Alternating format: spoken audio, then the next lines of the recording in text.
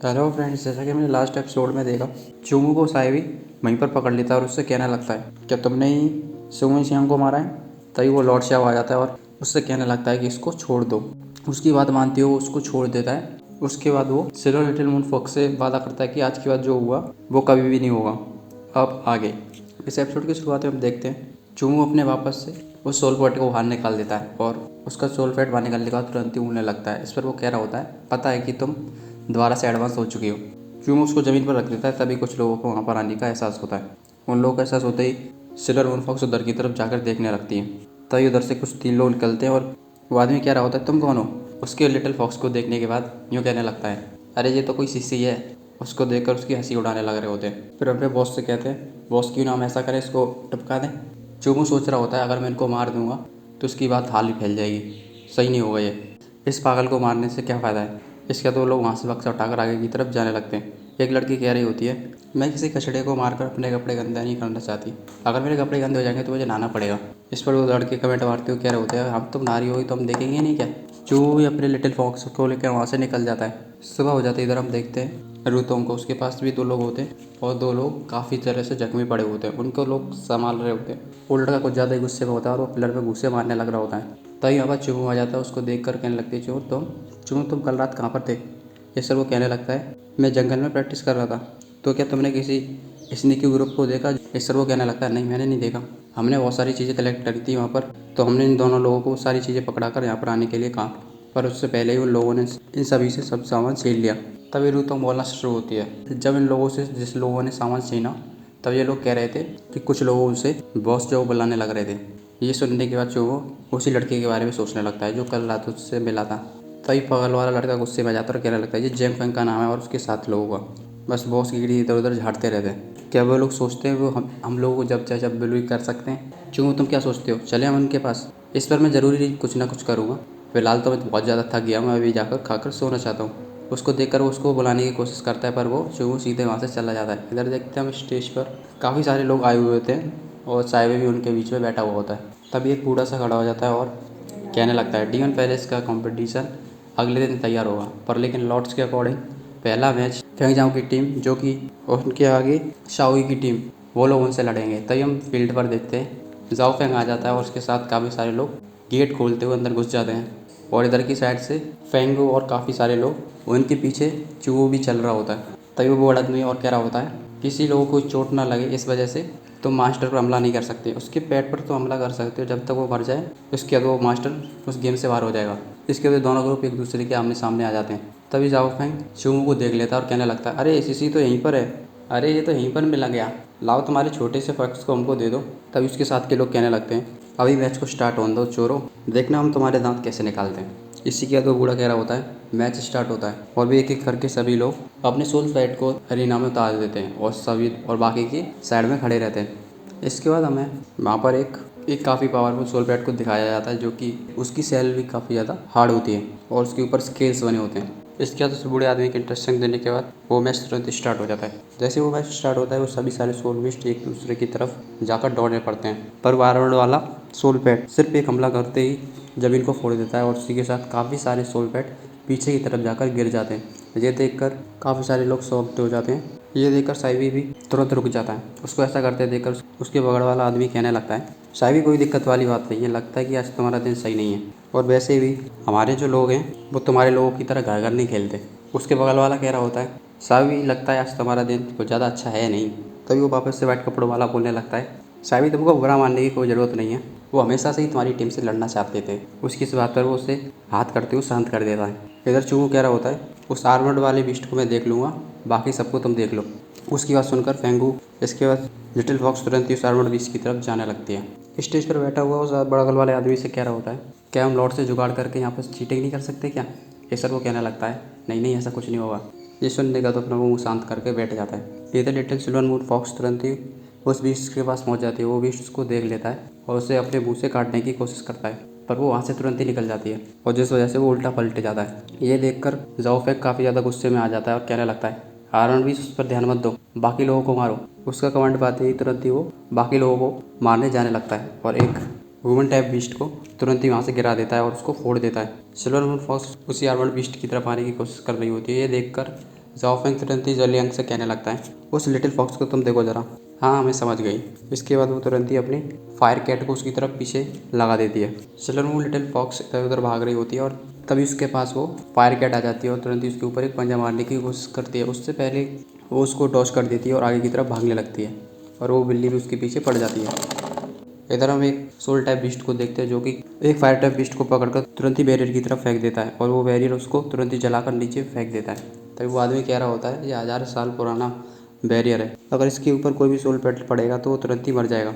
इसके बाद जो जिसका सोल पेट था वो लड़की के पास आ जाता है और वो वहीं पर बैठ जाती है। हम देखते हैं कि वहाँ पर एक एक करके सभी लोग बैठते हुए जा रहे होते हैं क्योंकि उन सभी के सोल बीस्ट मरते हुए जाते हैं। ये देखकर पेंगुइन बहुत ही ज़्यादा गुस्से में आ रहा होता है। फिर वो अपने आगे आर्मर्ड बीस्ट को देखता है जो कि उसने वहाँ पर सभी जगह पर कोहरा मचा रखा था। अपने आगे जो भी उसके आगे बीस्ट आ रहा था वो उसको कुचलते हुए और फोड़ते हुए आगे की तरफ बढ़ रहा होता है। ऐसा होते हुए सभी लोगों के बीस्ट धीरे धीरे करके वहाँ से मरने लगते हैं और उन लोगों के पास वापस आ रहे होते हैं। इसके अभी सभी लोग वहीं पर बैठ जाते हैं और रिकॉपरेट करना शुरू कर देते हैं। तभी शायवी के बगल में बैठा हुआ आदमी हंस रहा होता है और कहने लग रहा है, मुझे नहीं पता था तुम लोगों की टीम इतनी ज़्यादा कमज़ोर होगी। हमारी टीम ने तुम्हारी टीम को पूरी तरह से क्रश कर फेंक दिया, मुझे माफ़ कर देना। इतना कहकर हंस रहा होता है। इस पर शायवी भी थोड़ा सा हंसता है, फिर अपने गुस्से को चेयर पर मारने लगता है और सोच रहा होता है, चोमू तुम्हारी इतनी हिम्मत कैसे हुई, तुम मेरी इज्जत डुबा रहे हो।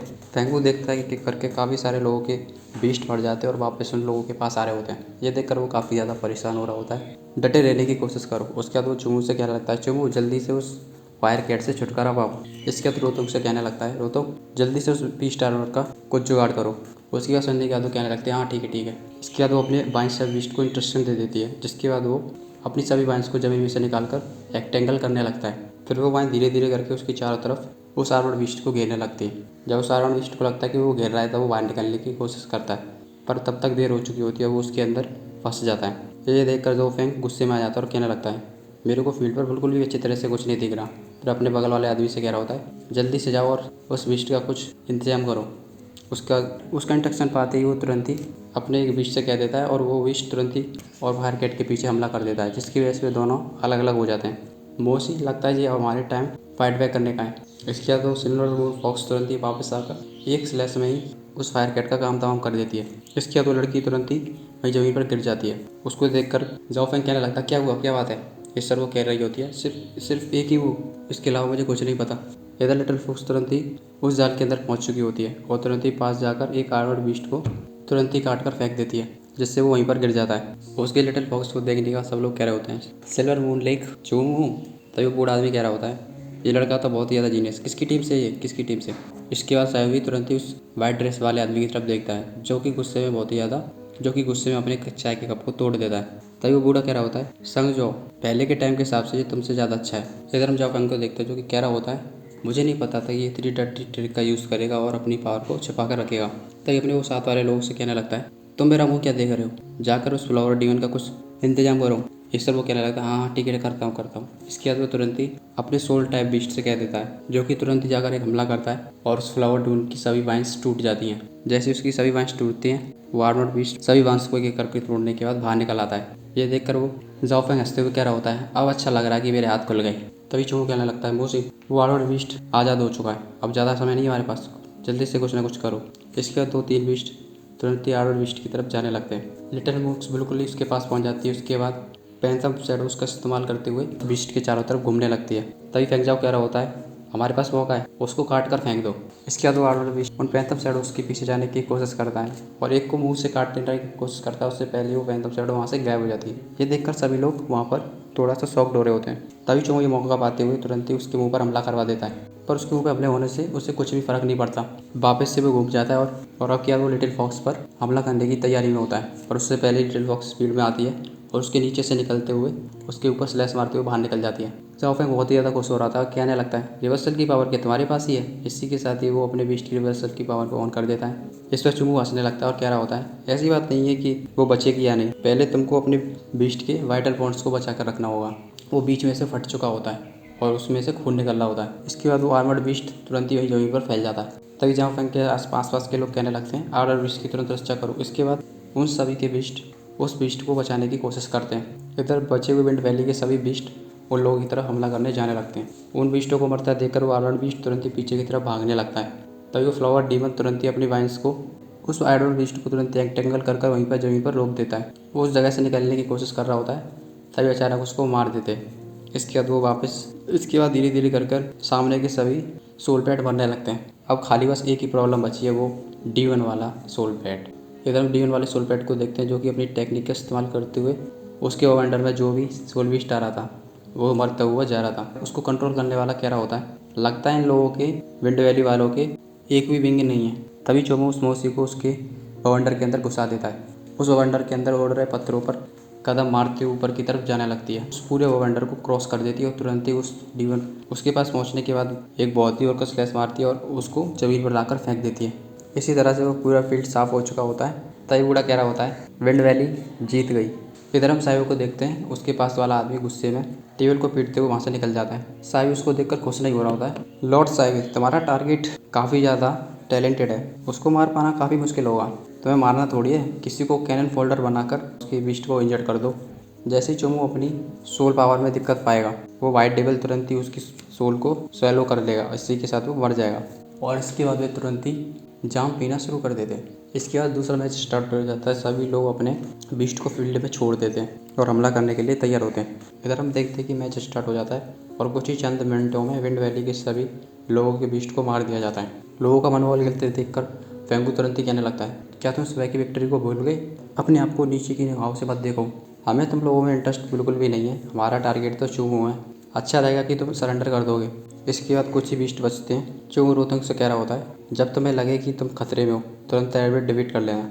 इसके बाद वो वाइन्स को ऊपर की तरफ ला देती है और कह रही होती है, इससे मेरे पास इतना ही कर सकती हूँ, उससे ज़्यादा कुछ नहीं। सामने वाला कह रहा होता है, ये सब तो क्या है। इसके साथ ही वो एक फ्लैश में उसकी सभी वाइन्स को काट कर फेंक देता है। वहाँ पर एक वाइन बीस्ट को देखते हैं, जो कि सभी बीस्ट को पकड़ते हुए ज़मीन में घुसा रहा होता है और सबको मारते हुए उनको स्टेज से बाहर कर रहा होता है। इसके बाद देखते ही देखते इस स्टेज के सभी बीस्ट खत्म हो जाते हैं। तभी फेंगू कहने लगता है, हम लोग हार मानते हैं, हाँ अब अकेले हम भी क्या कर सकते हैं, मौसी वापस आ जाओ। उसकी बात सुनकर मौसी तुरंत ही वापस आने लगती है।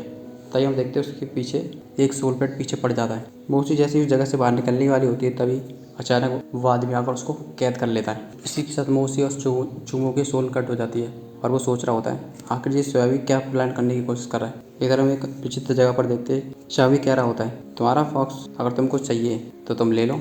इस पर वो कहने लग रहा होता है, स्वाभी तुम कुछ ज़्यादा ही। तभी हम इधर बाहर देखते हैं, सिल्वर फॉक्स काफ़ी ज़ोर से चिल्ला रही होती है। इस एपिसोड में बस इतना ही, मिलते हैं अगले एपिसोड में।